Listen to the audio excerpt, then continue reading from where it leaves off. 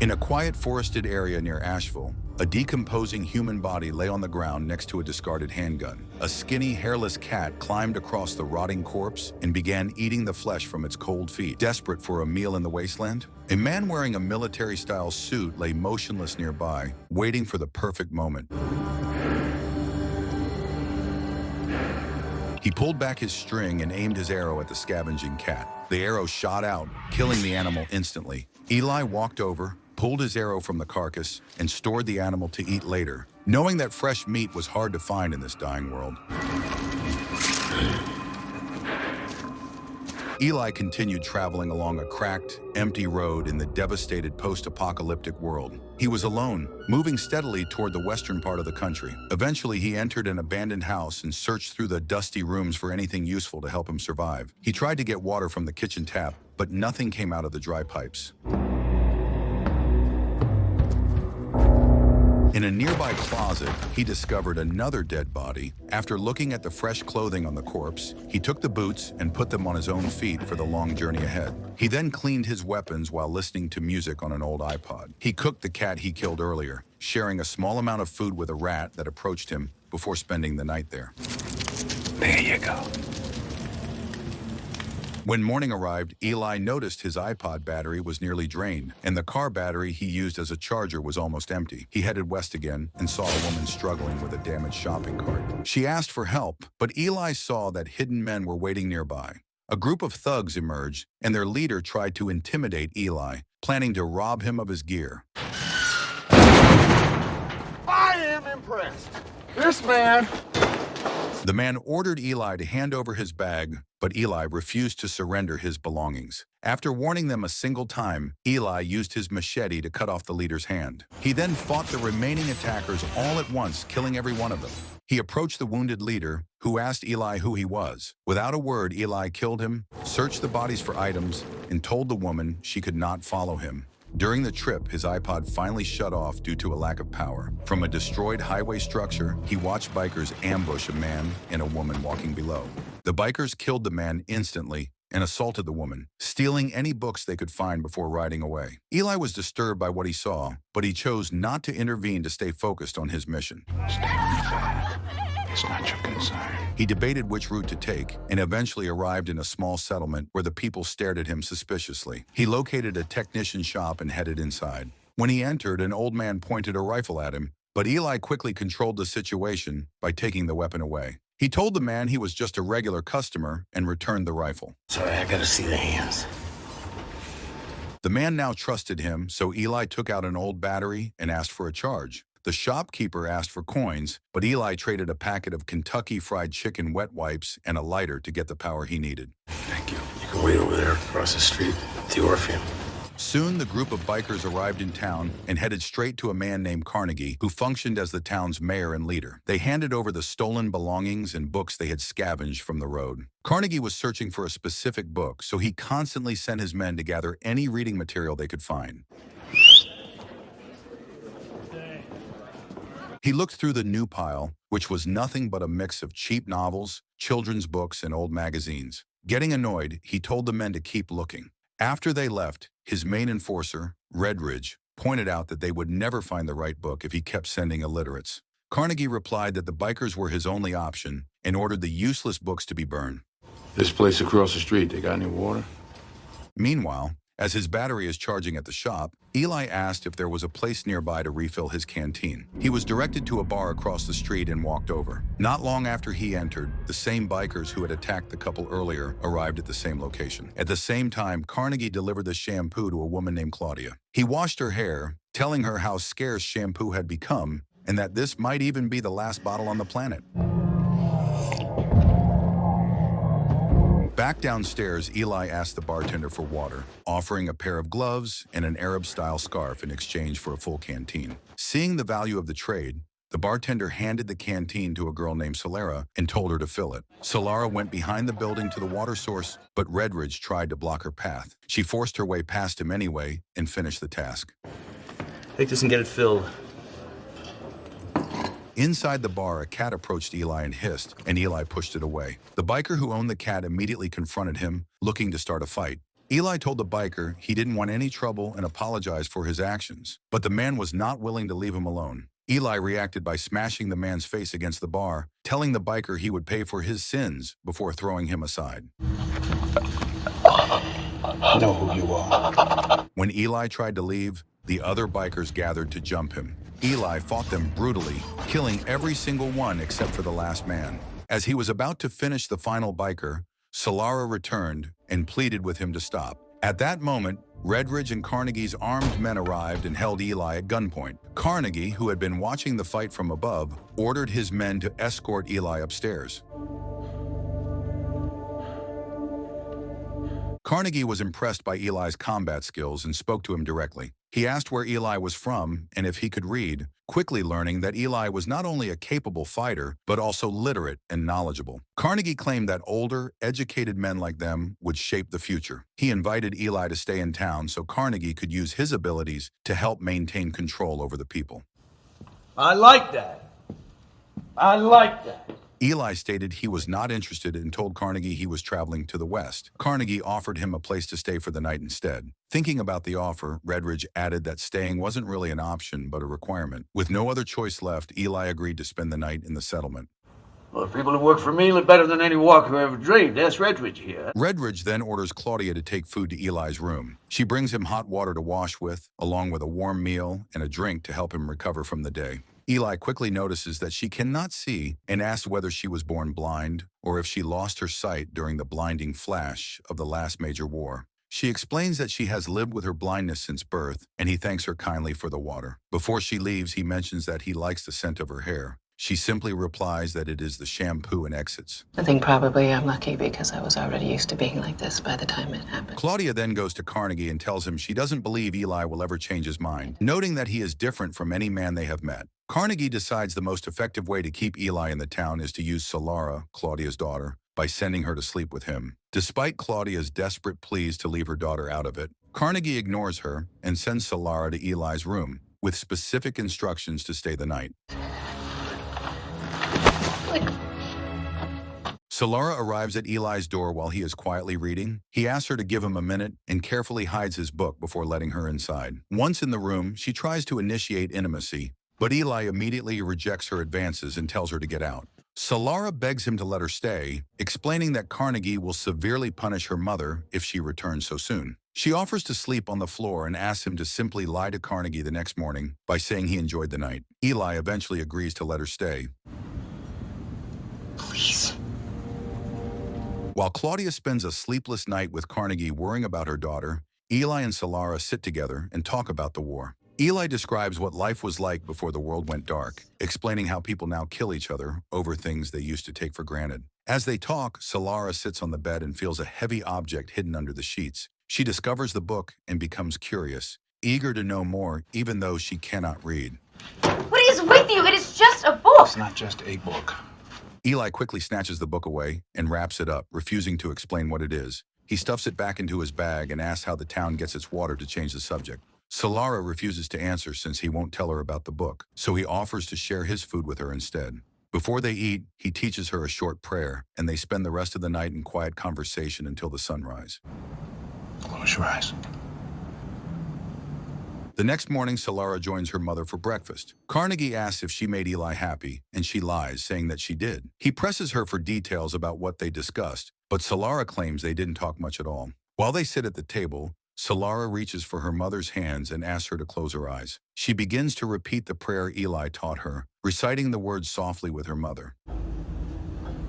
Thank you for the roof over our heads and Carnegie stops eating and stares in shock as he listens to the prayer. When Solara hesitates on the final word, he angrily finishes it for her. Suspecting she is hiding something, he begins to beat Claudia in front of Solara to force the truth out of her. Terrified for her mother, Solara finally breaks and mentions she saw a book with a cross on the cover. Carnegie realizes this is the book he has been hunting for years and immediately orders Redridge to go and retrieve it. No, I don't know. An old leather one. And? Redridge and his men stormed Eli's room, only to discover that Eli had already slipped away into the shadows. Enraged by the failure, Redridge executed the guard who had failed to stop him and quickly gathered a larger squad to begin a hunt. Meanwhile, across the street, Eli calmly collected his fully charged car battery from the technician, preparing his gear to continue his long journey toward the west. As he stepped out of the shop, Carnegie confronted him in the middle of the street, urging Eli to stay and hand over the book in exchange for a place in his empire. He threatened Eli, claiming he was willing to kill him and take the prize by force, though he claimed he was being generous by offering him a chance to join them first. Carnegie believed the words within that book would grant him absolute divine influence over the town. Eli leaned in and whispered into Carnegie's ear that he was traveling to find a place where people truly needed the book, and that this town was certainly not that place. Why? Why do you want it? When Eli turned and started walking away, Carnegie lost his temper and ordered Redridge to shoot him in the back. Redridge missed his first 2 shots, and as Carnegie began screaming at his enforcer for the incompetence, a chaotic gunfight erupted in the street. Eli fired back with lethal precision, killing most of Carnegie's remaining men and shooting Carnegie directly in the knee, leaving him howling in the dirt.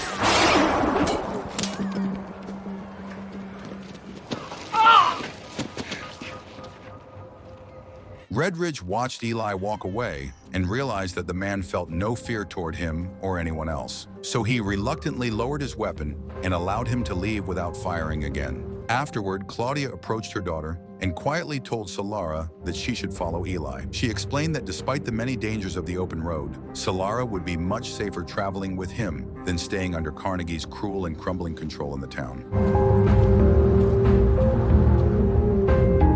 Eli walked along the cracked highway alone until he realized Solara was trailing him from a distance. He stopped and told her bluntly that he didn't like her following him, but she begged to join his journey. When he refused her immediately, she offered a trade. She knew the location of a hidden underground spring that provided the town with clean, uncontaminated water. Eli followed her to the spring and filled his canteen. But once he was finished, he tricked Solara and locked her inside the heavy underground space.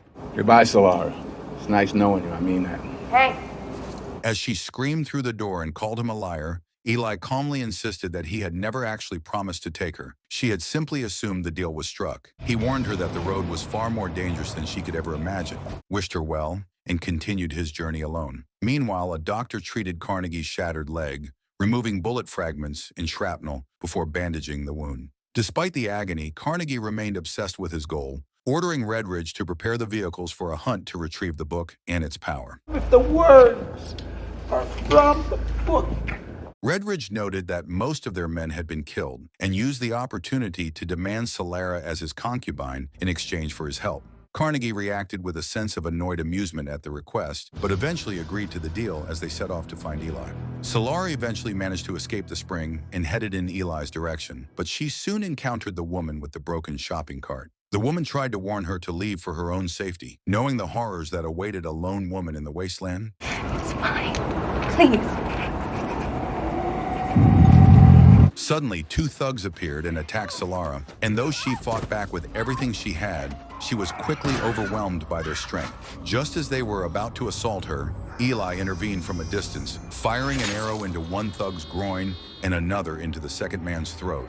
Shaken and sobbing, Solara threw her arms around Eli to thank him for saving her life. From that point on, Eli realized he could no longer leave her behind, and they began traveling together toward the horizon. Not far behind, Carnegie and Redridge's group come across the bodies of the dead thugs littering the road and conclude that Eli cannot be more than a few miles ahead.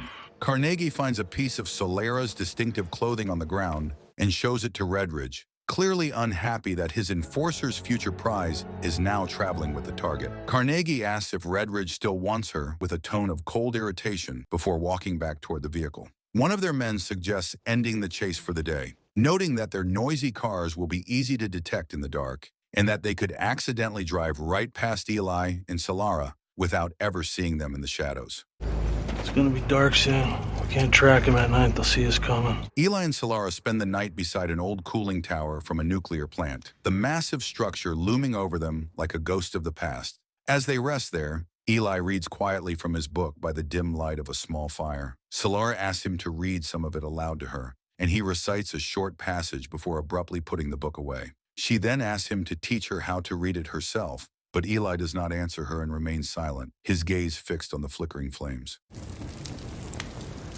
Yea, though I walk through the valley of the shadow of death. Solara starts asking Eli about what life was like before the war destroyed everything. Eli explains that people used to have far more than they ever needed and would throw away things that people now would be willing to kill for. When she asks why he protects the book so strongly, Eli tells her that it is the last remaining Bible in the world, because after the war, people blamed it for the conflict and tried to destroy every copy. He tells her that he once heard a voice in his head which guided him to a specific place, where he found the book hidden under the rubble of the old world. The voice told me to carry the book out west. Eli explains why he keeps moving west, which confuses Solara at first as she tries to understand his motivations. Over time, she begins to realize that he is following his faith more than any human logic. He describes how the voice promised he would be protected as long as he followed that divine guidance. Solara thinks to herself that Eli sounds unstable and possibly delusional, but she chooses not to argue with him, realizing that his conviction is the only thing keeping them moving forward through the wasteland. I know what I hear. I know I'm not crazy. Later, when Solara thinks he has fallen asleep, she creeps over to his bag and tries to look at the book on her own. Eli immediately wakes up, snatches the bag away from her, and orders her to move back to her side of the room. He cocks his shotgun to show that he is serious and that she should never touch the book again, establishing a firm boundary between them. The next day, they continue walking toward the west under the burning sun. As they travel, Solara starts questioning how they know if they are truly heading in the right direction, and Eli tells her that he trusts his feelings and knows he will be guided to the west. Eventually, they reach an old, isolated house with a sign that says, "No trespassing." They ignored the warning and headed onto the front lawn, hoping to find supplies or a place to rest. Flower of light in the field of darkness is giving me the strength to carry on. Eli tries to open the front door, but a trap is suddenly triggered, and both he and Solara drop into a deep pit. They end up captured and at the mercy of an elderly couple, Martha and George, who have been living there for many years. The couple asks why they ignored the sign, and Eli apologizes, saying they did not see it.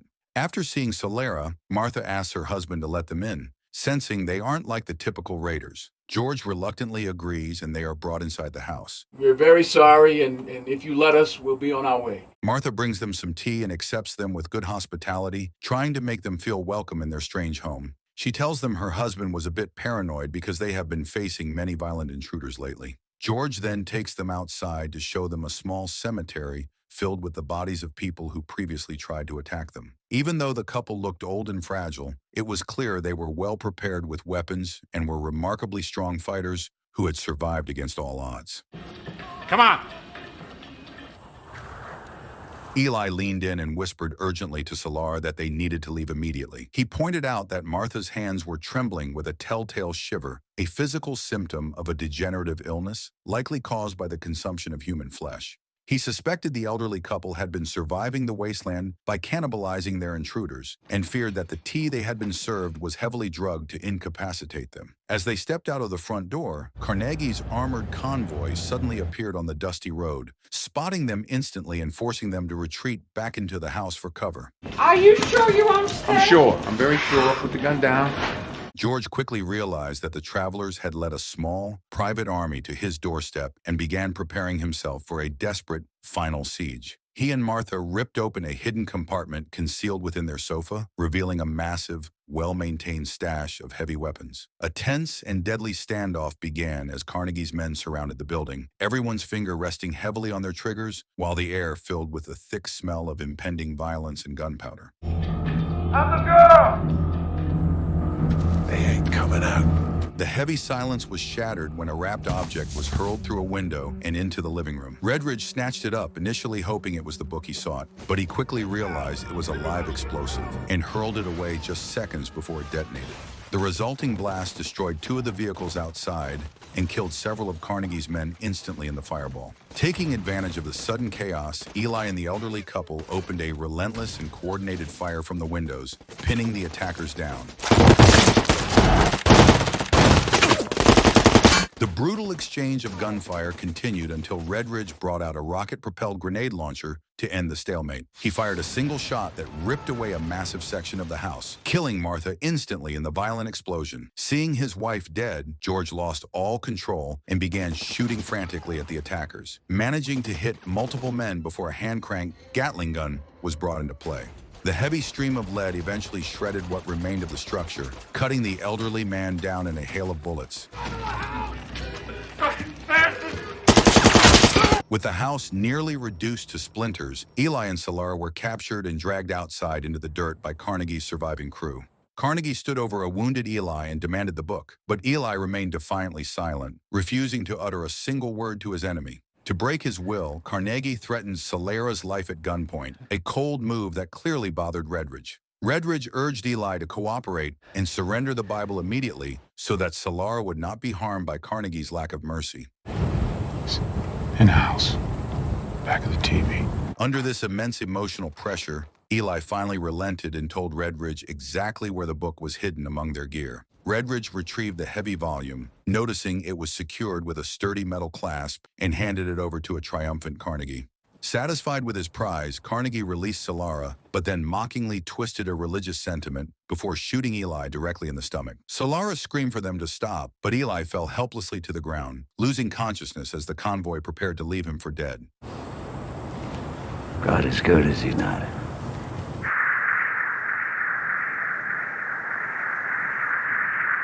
Carnegie mocked the fallen traveler, telling his crew that Eli was just a regular man who was entirely powerless without the book in his possession. He ordered Solara to be placed in a vehicle with Redridge and a driver, while he took the Bible for himself in the lead car. As they drove away, Redridge placed Eli's captured machete on the dashboard and laughed quietly to himself, fully believing their enemy was finally dead. However, Solara still had the high-tension cord from Eli's bow hidden secretly in her pocket, waiting for the right moment to strike. Pray for me. She lunged forward and used the cord to strangle the driver, causing the vehicle to flip violently and kill the man in the wreckage. Carnegie's convoy noticed the crash in the distance and immediately turned their vehicles back to investigate the disaster. Before they could reach her, Solara managed to grab a stray grenade from the debris and hurl it at the oncoming cars. While the lead vehicle swerved out of the way, the third vehicle was hit directly, disappearing in a massive and fiery explosion. She moves to the driver's seat of the overturned vehicle and sees that Redridge has been impaled by Eli's machete during the crash. Even in his final moments, Redridge stops Solara from driving. He slowly pulls the blade from his body and steps out of the wreck with a strange calm and dignity. He then drops to his knees as if accepting his fate and dies right there on the road. Solara takes control of a working vehicle and drives away before Carnegie can react. The man driving Carnegie's car asks if they should pursue her, but Carnegie chooses not to. He reasons that he already has the book and that they barely have enough fuel to make the return trip to their town.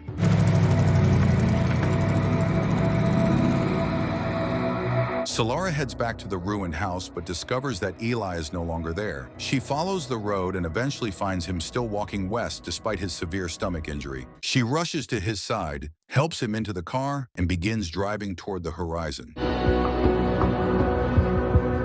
She asks him where they are headed, and he tells her to keep driving west toward the ocean. Eli uses a roll of duct tape to hold his wounded abdomen together as a makeshift treatment for the bleeding. Solara tearfully apologizes for making him lose the book to Carnegie, but Eli tells her that what matters now is applying what he has learned. He explains that the real lesson is to focus on helping others more than serving oneself.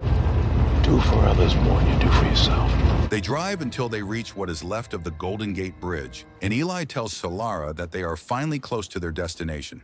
Near the shoreline, he finds a small round boat and begins to row toward Alcatraz Island. After a while, he becomes too tired and weak to continue, so Solara takes the oars and finishes the trip for him. When they approach the island, an armed guard calls out, demanding to know who they are and what they want. Eli answers that he carries a copy of the King James Bible. Hearing this, the guard allows them to come inside after making sure they are not carrying any weapons. That's far enough! What's your business here? Eli is brought before Lombardi, the man in charge of the island. Lombardi has turned Alcatraz into an archive, gathering and preserving whatever remains of pre-war culture, including books, music, and art. These items are kept in the former prison cells so they will be safe until they can be used to help restart civilization. There's a whole series of beautiful Mozart and Wagner records. Lombardi explains that their collection has been missing a Bible, which is the only major text they have not managed to find. Eli then asks for a large amount of paper and writing tools. Once these are brought to him, he begins to recite the Bible from memory, word for word, explaining that he has spent 30 years memorizing it. Lombardi sits beside him, carefully writing down every word. Called Genesis.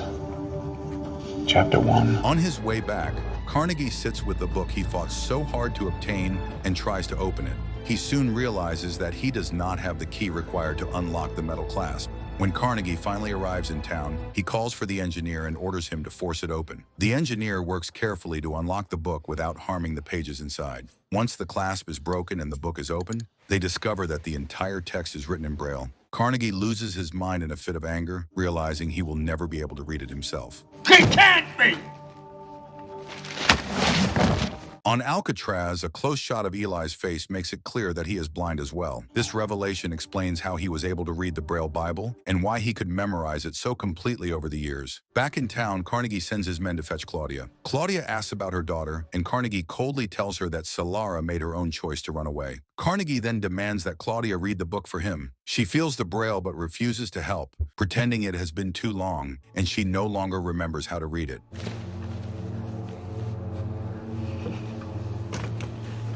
She asks him how it feels to have the thing he wants so close, yet completely out of reach. She tells him she can smell his injured leg and points out his fever, which are both signs that his wound has become dangerously infected. She warns him that the townspeople are ready to turn on him.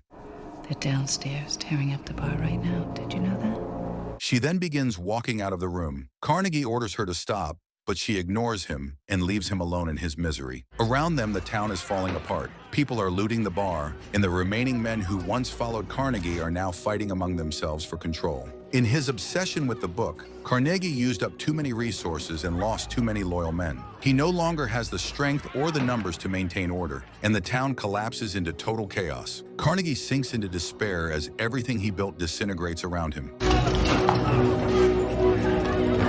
On Alcatraz, Eli shaves his head and facial hair before putting on a clean white robe.